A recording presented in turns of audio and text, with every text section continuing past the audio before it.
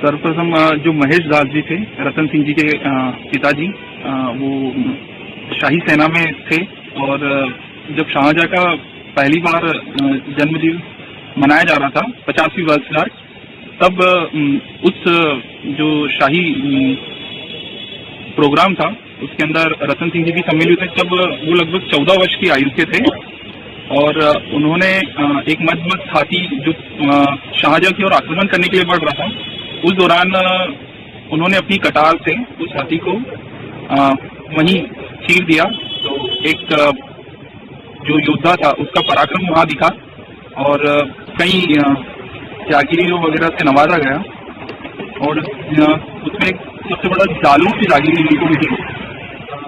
महाराजा रतन सिंह जी का जो व्यक्तित्व और जो चरित्र है वो एक महान योद्धा का चरित्र है। उन्होंने अपने राज्य को जो प्राप्त किया है वो अपने शौर्य और ताकत से प्राप्त किया है, न कि उनको अपने पिता की पैतृक संपत्ति के रूप में प्राप्त हुआ था। जब वो शौर्य और प्रदर्शन हुआ रतन सिंह जी का, तब शाहजहां ने कहा कि रतन का जतन करो और उसके बाद में रतन सिंह जी को अपने शाही सेना में रखा। और जब पिता के उत्तराधिकार के रूप में रतन सिंह जी का ये चयन किया गया था, शुरू में तो उनको जालोर और जागीर रही, लेकिन जब रतलाम का परगना, रतलाम से पहले धराड़ परगना कहलाता था और धराड़ परगना जो 16,52,00,000 जो आई थी वो उनको प्राप्त हुआ था। रतन सिंह जी को अपने राज्य को व्यवस्थित करने में बहुत कम समय मिला, क्योंकि जो मुगल्स में जो शाहजहां के जो पुत्रों में जो गृह युद्ध छिड़ गया था राज्य के उत्तराधिकार के लिए, तो उसके लिए क्या हुआ कि 1656 के में एक औरंगजेब जो था वो उत्तराधिकारी का अपना दावा कर रहा था और दूसरी तरफ दारा सिखों को शाहजहां स्वयं चाहता था। तो उधर से जब दक्षिण से औरंगजेब सेना लेके आया और गुजरात से मुराद सेना लेके आया, शाहजहां को जब खबर मिली तो उसके में जो शाही सेना के प्रमुख थे वो महाराजा जसवंत सिंह जी थे, जोधपुर के राजा। तो जोधपुर के महाराजा जसवंत सिंह जी को सेना लेके और इनको समझाने के लिए, शाहजहां को समझाने के लिए शाहजहां ने कहा। जसवंत सिंह जी की सेना जब वहां से रवाना हुई तो लगभग ये तय हो गया था कि युद्ध होना है, तय है। तो जसवंत सिंह जी चूंकि रतन सिंह जी उनके परिवार से थे, खानदान से थे, तो उन्होंने इनको भी खबर करी और ये भी शाही सेना के अंतर्गत ही आते थे।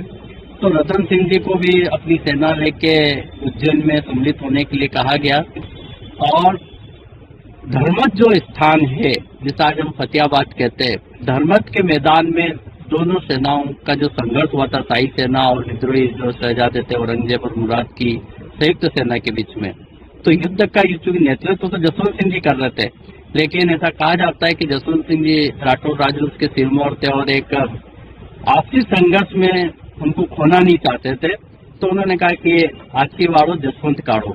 तो जसवंत सिंह जी को उस युद्ध क्षेत्र से राजपूत योद्धाओं ने बाहर निकाला। उन्होंने कहा था कि भाई इसके बाद उत्तराधिकारी कौन होगा, इस युद्ध का संचालन कौन करेगा। तो फिर रतन सिंह जी को वो बागडोर सौंपी गई थी और लगभग दोपहर पश्चात से लेकर शाम तक रतन सिंह जी ने अपने शौर्य का परिचय दिया और 80 तीर और घाव लगे थे, तलवारों के घाव रतन सिंह जी के शरीर पे, और अंतिम समय तक वो संघर्ष करते रहे। और इस मालवा की जो भूमि थी उस संघर्ष को उन्होंने, मालवा की भूमि को गौरवान्वित किया और वो वहाँ पे रण खेत हुए, वहाँ उनका बलिदान हुआ। और बताया जाता है कि वहीं आसपास जितने भी जो तीर भाले थे उनको एकत्रित करके वहीं उनका अंतिम संस्कार किया गया था। उसके बाद में क्या होता है कि रतन सिंह जी का तो वहाँ बलिदान हो जाता है। उनकी रानियां जो थी उसमें पूरा परिवार आया भी नहीं था। तो जो सारणी सवार होता है, जो योद्धा की पाग लेके जाता है, तो वो सारणी सवार वहां तक जाता है। तो ये जालोर की तरफ जाना होता है, लेकिन पिपलुदा के आगे निनोर कोठड़ी के उधर से उनका पड़ाव आता हुआ दिखता है इनको, और इधर से सारणी सवार उनकी पाग लेके जाता है।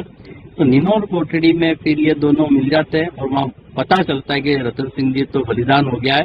तो उनकी रानियों को वही सत उपजता है और वो वहाँ पे सती होती है। तो आज भी निनोर में जो तालाब के किनारे वहाँ पे बना हुआ स्मारक है और रतन सिंह गोत्र जो है वहाँ पे आज भी खाना पीना नहीं करते। इसी प्रकार से धर्मत के मैदान के वहाँ पे भी खाना पीना कुछ भी नहीं करता। अभी ये बताया जाता है कि बहुत कम योद्धा हुए जिनके ऊपर वचनिका भी लिखी गई है और रासो काव्य भी लिखा है। तो रतन रासो भी है और रतन सिंह जी की वचनिका भी लिखी गई है, जो ये दर्शाती है कि ये बहुत बड़े योद्धा हुए। मध्यकाल में जो शौर्य का जो हुआ है, पराक्रम का जो प्रकटीकरण हुआ है, वो रतन सिंह जी के माध्यम से हुआ है।